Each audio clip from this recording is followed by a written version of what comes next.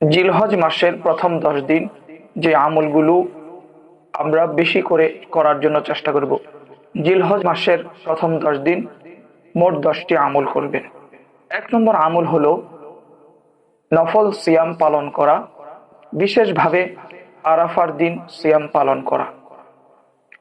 2 নম্বর আমল হলো সামর্থ্য থাকলে হজ ও উমরাহ পালন করা। 3 নম্বর আমল হলো কোরবানি করা।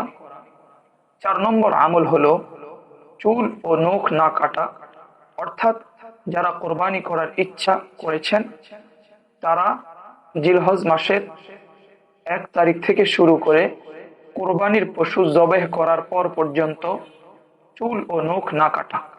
5 নম্বর আমল হলো আন্তরিকভাবে তওবা করা। 6 নম্বর আমল হলো বেশি বেশি আল্লাহ রব্বুল আলমিনের জিকির করা। 7 নম্বর আমল হলো বেশি বেশি দান সাদকাহ করা। 8 নম্বর আমল হলো তাকবীর উচ্চারণ করা। 9 নম্বর আমল হলো সকল গুনাহ থেকে বেঁচে থাকা। 10 নম্বর আমল হলো বেশি বেশি নফল ইবাদত করা।